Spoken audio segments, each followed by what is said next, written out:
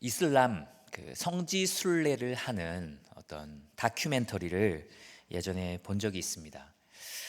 엄청난 열심과 고행을 통해서 무엇인가 신으로부터 복을 받으려고 하는 것 같다는 인상을 받았어요.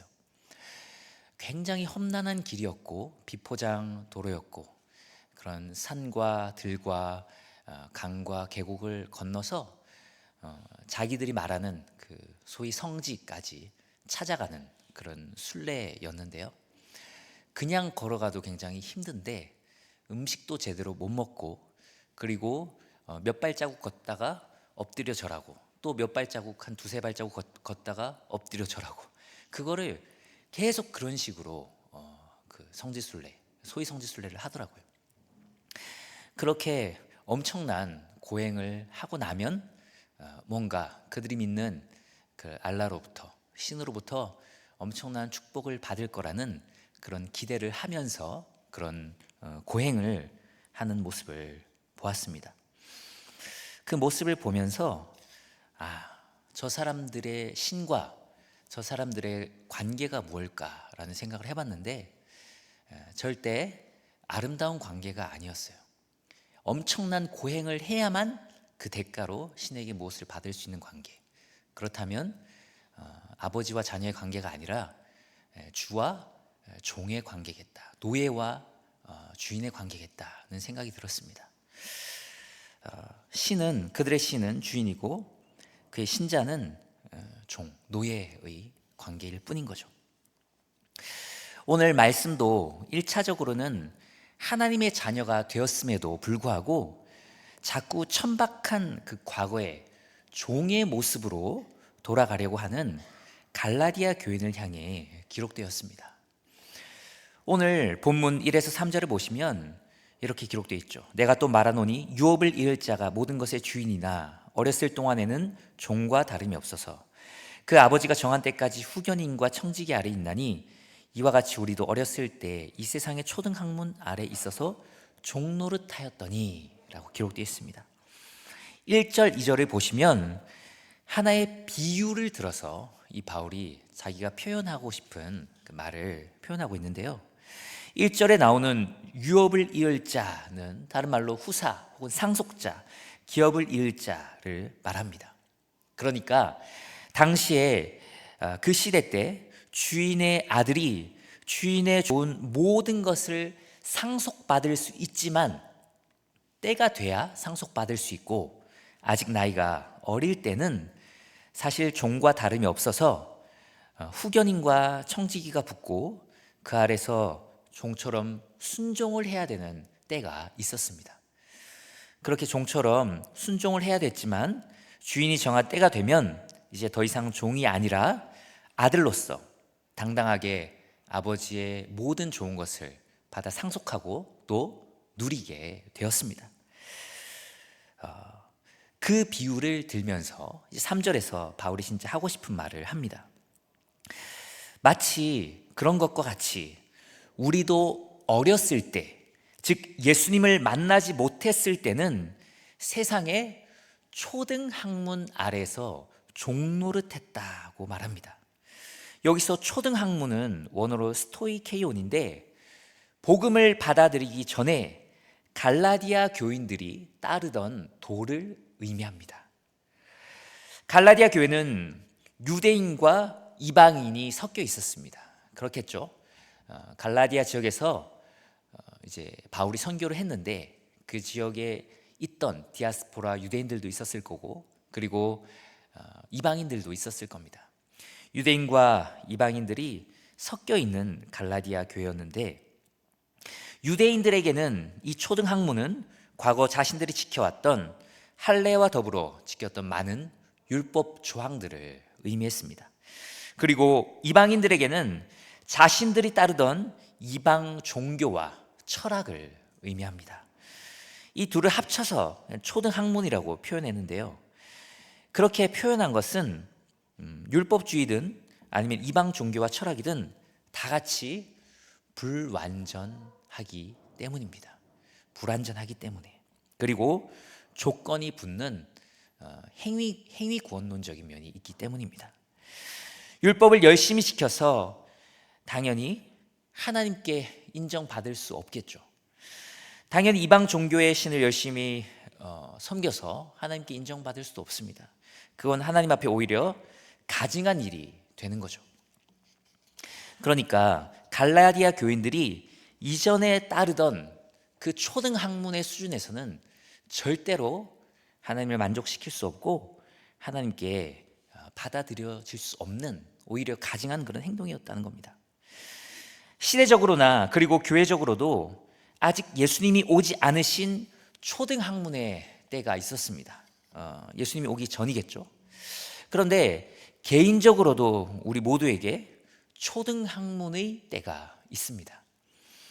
복음을 만나기 전, 예수님을 나의 구주로 영접하기 전에 우리 모두는 다 초등 학문 아래 있었습니다.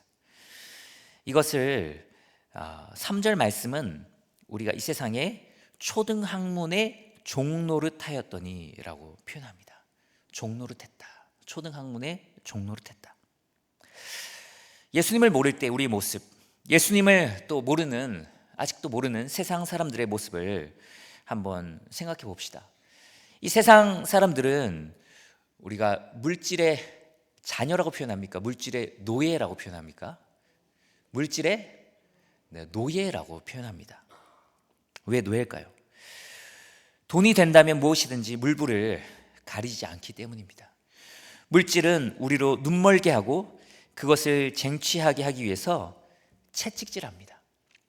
그리고 우리는 돈 되는 일이라면 세상 사람들은 노예처럼 모든 일에 복종을 합니다. 그러나 돈의 노예로 살아도 결코 돈은 우리를 만족하게 하지 않습니다. 항상 부족하다고 느끼게 하며 중독되게 합니다. 세상에 한 100억쯤 있으면은 우리는 더 이상 남부러울 게 없을 것 같잖아요. 그렇죠? 가져본 적이 없으니까. 네. 그런데 100억 가지고 있는 사람은 또 강남에서 자기 친구 500억 가진 사람에게 열등감을 느끼고, 그리고 500억 가진 사람은 1000억 가진 사람에게 열등감을 느낀다고 합니다. 이전에 그 박찬호였나요? 예, 거기 야구 선수 있잖아요. 엄청나게 돈을 많이 벌었는데 일본의 모 그 기업의 회장님의 딸과 결혼을 했는데 인터뷰에서 그 기업 회장님이 박찬호도 뭐 몇천억 가지고 있었을 텐데 우리 사위가 돈은 없지만 사람이 너무 참 성실하고 착한 것 같다, 그런 인터뷰를 한 걸 본 적이 있습니다. 몇십조 가지고 있는 사람한테는 뭐 1000억은 또 작은 거죠. 끊임없이 더 돈을 추구하게 만듭니다. 중독되게 만들죠. 또한 돈은 그 방향성이 바르지 않다면 많아도 비참해지고 없어도 비참해집니다. 로또 1등 된 사람들의 삶을 추적해 보면 1등을 했기 때문에 직장에 사표를 내서 직장을 잃게 되고, 그리고 그 돈으로 엄한 곳에 뿌리고 다니다가 나중에는 더 엉망이 된 인생이 부지기수라고 합니다. 절대 행복해지지 않는 거죠. 결국 물질을 목표로 한 삶은 물질의 노예가 되어 결코 행복한 결말을 맞이할 수 없게 된다는 것을 우리의 말씀뿐만 아니라 현실을 통해서도, 삶을 통해서도 확인하게 됩니다. 뭐 돈뿐만이겠습니까? 우리는 또 권력의 노예가 되기도 하고 명예의 노예가 되기도 합니다. 또한 기독교를 제외한 세상의 모든 종교도 마찬가지입니다. 아까 이슬람교회를 들었지만 신의 노예, 종교의 노예가 되게 만듭니다. 신에게 열심히 공을 들인 만큼 복을 받는다고 생각하기 때문에 열심히 자신의 모든 열정과 물질을 드립니다. 그리고 막 지켜야 할 것, 해야 할 것 막 너무 많습니다. 모든 중에 다 율법이 있잖아요. 그러나 기쁨은 없습니다. 그걸 해야만 복을 받고 그걸 안 하면 큰일을 난다고 생각하기 때문에 하는 거죠. 기쁨도 없고 응답도 당연히 없습니다. 왜냐하면 하나님 이외에 다 가짜신이기 때문이죠. 그저 신의 노예가 되어서 끌려가는 삶을 살게 됩니다. 그러나 우리가 믿는 성경의 하나님은, 우리 아버지 하나님은 다른 줄 믿습니다. 다릅니다. 성경의 하나님은 우리를 노예로 부르신 것이 아니라 어떻게 부르셨죠? 자녀로 부르셨습니다. 그 과정을 오늘 본문이 또 잘 얘기해 주고 있는데요. 오늘 본문 말씀 갈라디아서 4장 4절 말씀을 보면 때가 참에 하나님이 그 아들을 보내사 여자에게서 나게 하시고 율법 아래 나게 하신 것은 이라는 말 기록하고 있습니다. 때가 참에 하나님께서 그의 아들 예수 그리스도를 우리에게 보내셨는데 먼저 여자에게서 나게 하셨다라고 기록하고 있습니다. 하나님의 때에 여자에게서 나게 하셨어요. 구약 성경의 약속대로 여인의 후손으로, 다윗의 후손으로 오셨을 뿐만 아니라 여자에게서 나게 하셨다라는 건 사람으로 오셨다는 말입니다. 사람으로 오셨다. 예수님은 사람으로 이 땅에 오신 이후로 그때부터는 100% 하나님이시자 100% 사람이십니다. 예수님이 100% 하나님이시기 때문에 우리가 감당해야 할 모든 율법과 형벌을 감당하실 수 있었습니다. 그리고 100% 완전한 사람이시기 때문에 똑같은 사람인 우리를 대신해서 십자가에 죽어주신 것이 유효한 것이 될 수 있습니다. 그래서 하나님은 예수님을 하늘에서 떨어지게 하지 않으시고 성령으로 잉태케 하셨지만 일반적인 사람처럼 여자에게 나게 하신 것입니다. 또한 4절을 보면 율법 아래 나게 하셨다라고 기록하고 있습니다. 이 말은 율법을 지켜야 하는 상황 가운데 오셨다는 말입니다. 사실 예수님은 율법을 지키실 필요가 있는 분이에요, 없는 분이에요? 예수님 율법을 지킬 필요가 있을까요? 예수님은 율법을 하나도 지킬 필요가 없습니다. 예수님은 율법의 창조주이자 수요자세요. 그분은 이미 완전하신 분이기 때문에 더 이상 율법에 얽매일 필요가 없습니다. 그분은 하나님이시기 때문이죠.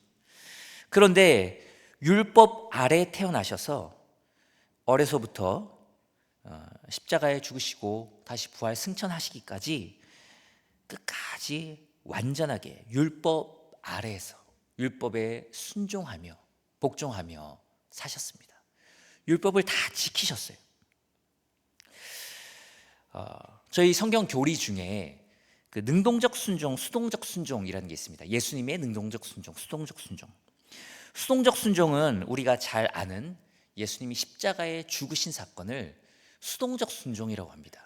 왜 수동적 순종이라고 하냐면 예수님이 본인의 손에 못을 박은 게 아니죠.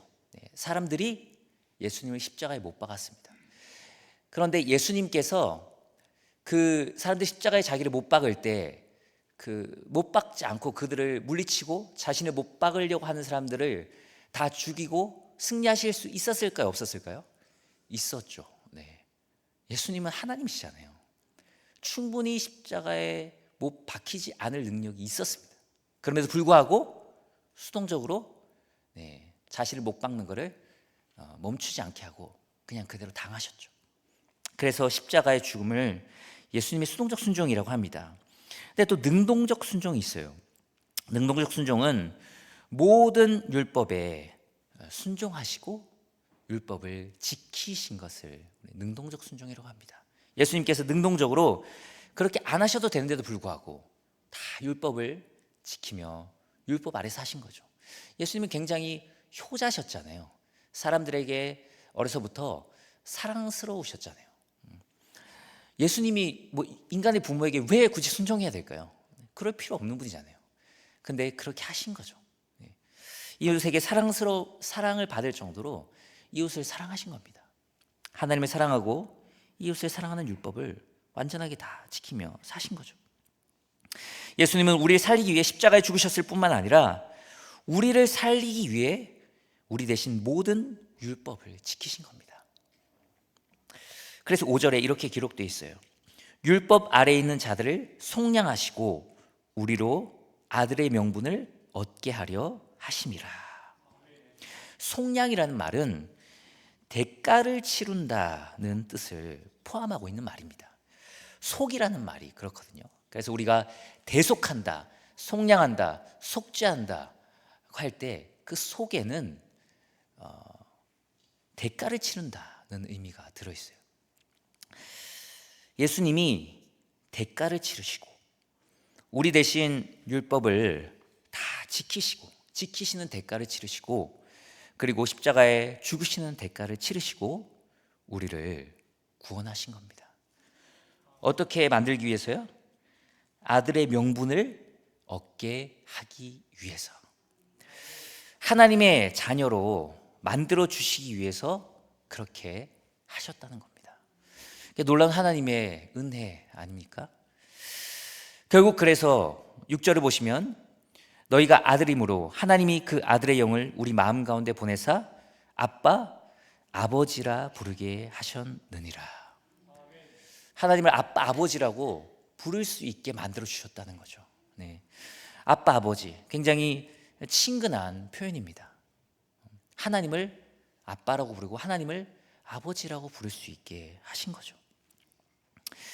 단순히 종교적인 고정관념 속에 갇혀있던 이스라엘 유대인들은 하나님을 감히 아빠나 아버지라고 부르지 못했습니다.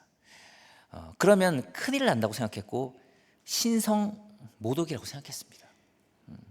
그런데 예수님은 너희가 이제 하나님을 아빠, 아버지라고 부를 수 있게 되었다. 그것을 위해서 내가 왔다라고 말씀하시는 겁니다. 어떤 면에서는 우리는 아무리 노력해도 우리의 열심으로는 하나님을 아버지라고 부르는 데까지 나아갈 수 없습니다. 그런데 하나님은 자신을 아빠, 아버지로 부르게 하시려고, 우리로 자신을 아빠, 아버지로 부르게 하시려고 우리에게 모든 것을 쏟아 부어주셨습니다. 우리를 하나님의 자녀 삼기 위해 하나님이 얼마나 열심히 일했는지를 한번 보십시오. 성부 하나님은 우리를 자녀 삼기 위해서 우리의 구원을 계획하시고, 그리고 하나밖에 없는 독생자 예수 그리스도를 이 땅에 아낌없이 보내시고 십자가에 죽기까지 하셨습니다. 우리를 살리기 위해서, 우리를 자녀로 삼기 위해서. 그리고 예수님을 보십시오. 성자 하나님은 성부께 순종하여 이 땅에 오셨고 육신의 종의 그 몸을 입고 오셨고 우리 대신 모든 율법을 다 지키시고 율법 아래에 계셨고 마지막에 십자가에 죽기까지 순종하십니다. 그리고 오늘 6절 말씀에 나와 있는 대로 하나님은 아들의 영이라고 표현되어 있는 성령님을 우리 마음 가운데 보내주셔서 십자가에 죽으시고 부활하신, 그리고 우리 대신 모든 율법을 다 지키신 그 예수님을 믿고 회개하여 하나님의 자녀, 거룩한 하나님의 자녀로 만들어 주셨습니다. 그래서 하나님을 아빠, 아버지라고 부를 수 있게 해주신 거죠. 그 모든 것이 삼위 하나님의 놀라운 열심과 은혜와 사랑인 줄 믿습니다. 여기 우리의 열심이 있나요? 우리의 헌신이 있습니까? 하나도 없습니다. 우리 열심이 아니라 다 하나님 아버지의 열심으로 이루신 것입니다. 우리의 희생이 아니라, 우리의 헌신이 아니라 하나님 아버지의 헌신으로, 하나님 아버지의 희생으로 이루신 것입니다. 그럼에도 불구하고 갈라디아 교회 교인들은 유대주의자들의 유혹에 빠져서 예전 모습으로 자꾸 돌아가려고 합니다. 그래서 오늘 말씀 4장 9에서 11절을 보면 이렇게 말씀하죠. 이젠 너희가 하나님을 알 뿐 아니라 더욱이 하나님이 아신 바 되었거늘 어찌하여 다시 약하고 천박한 초등학문으로 돌아가서 다시 그들에게 종로를 타려고 하느냐. 너희가 날과 달과 절기와 해를 삼가 지키니 내가 너희를 위하여 수고하는 것이 헛될까 두려워하노라. 천박한 초등학문, 무엇을 지켜서 하나님 앞에 의롭게 되려는 행위 구원으로 자꾸 돌아가려고 한다는 겁니다. 이 유대주의자들이 자꾸 그들을 꼬셨거든요. 야, 바울이 얘기한 거 다 믿지 마. 걔 진짜 아니야. 우리가 하는 말이 진짜야 라고 하면서 오직 믿음으로 구원받는 그 놀라운 복음과 진리를 바울이 선포하고 갈라디아 교회를 잘 세워놨는데, 바울이 없는 사이에 유대주의자들이 와가지고 자꾸 너네 할례 받아서 유대인이 돼야 구원받을 수 있어. 너 유대인 안 되면 구원 못 받아. 너네 여기 나오는 날과 달과 절기와 해와 같은 그런 의식법들을 지켜야 돼 라고 하면서 자꾸 시계를 거꾸로 돌려놓는 거죠. 천박한 초등학문으로 자꾸 돌아가도록 만든 겁니다. 그래서 이제 그들이 꼬실 때 갈라디아 교인들이 너무 쉽게 그들의 마음에 혹한 거예요. 그 모습을 보고 너무 안타까워 가슴을 치면서 바울이 이 복음을 전한 거죠. 다시 글로 전한 거죠. 인간에게는 인과응보 혹은 give and take라는 그 본능이 있는 것 같습니다. 어떤 행위를 하는 것을 통해 인정받으려는 마음이 우리 죄성 깊이 뿌리 내리고 있어요. 저도 중등부 때 아이들을 가르치는데 오직 믿음으로 구원받는 거다, 우리 행위와 노력으로 공로를 받는 게 아니다라는 것을 정말 그렇게 열변을 토하면서 말을 했는데 설교를 했는데 나중에 그 학생들한테 너 어떻게 천국 갈 수 있냐고 물어보니까 어떤 학생이 제일 앞에 있는 학생이 자신 있게 제가 그래도 다른 애들보다 좀 더 착한 것 같아요 그러고 그렇게 대답을 하더라고요. 그래서 이게 아무리 열심히 이렇게 선포를 했는데 이게 무슨 말인지를 못 알아먹는구나. 그러니까 인간의 그 뿌리 가운데, 죄성 가운데 give and take의 자기가 뭔가를 했기 때문에 구원받는다라는 그 뿌리 깊은 그런 인과응보가 박혀 있는 것 같아요. 그 천주교 로마 가톨릭의 역사 속에서 보면 원래 초대교회 개신교가 굉장히 건전하고 성경적이었는데 점점점 중세로 시간이 흘러가면서 천주교 그 로마 가톨릭 속에 스멀스멀 행위 구원론적인 그런 교리들이 들어오고, 그리고 구약의 개념들이 다시 돌아오는, 예수님께서 십자가에 다 이미 이루신 그런 그림자들, 그런 모형들이 다시 하면 안 되는 것들을 다시 스멀스멀 이제 가지고 개념들을 도입하기 시작합니다. 그래서 그 예배당 건물을 성전이라고 하고, 그리고 그 구조를 진짜 성전처럼 성소와 지성소로 나누어서 만들고, 강대상을 뭐 제단이라고 하고, 그리고 화채설이라고 해서 사제의 축성을 통해서 빵이 진짜 예수님의 살로 변한다고 가르치면서 그걸 먹어야만 거기에 참여해야만 구원을 받을 수 있다는 식으로 가르치고, 행위구원론이죠. 그리고 목회자를 사제라고 말하게 하죠. 사제 뜻이 뭔지 아세요? 제사장이란 말입니다. 사제는 제사장이란 말이에요. 그리고 일반인들이 접근할 수 없는 성역을 만들어서 못 들어오게 하고 접근하지 못하게 합니다. 사제들만 포도주로 성찬을 하고 지성소 같은 영역에는 사제들만 들어갈 수 있게 하고 뭐 그런 성역을 만드는 거죠. 또 고해 성사를 해야 죄가 사해진다고 가르치는 등 예수님이 십자가에서 완전히 이루신 그런 옛 그림자들을 다시 다 복구시키고 구원론을 왜곡해서 결국에는 행위 구원론을 도입하게 됩니다. 그래서 종교개혁이 일어난 거예요. 거기까지 갔기 때문에. 우리 마음 가운데도 어쩌면 예수님을 믿지만 무언가를 해서 인정받으려는 그런 욕구가 계속해서 때로는 올라올 때가 있지 않습니까? 뭔가를 딱 정해놓고 그걸 지켜서 뿌듯해하고 이 정도면 내가 인정받을 만하지라고 생각하는 것들이 있을 수 있어요.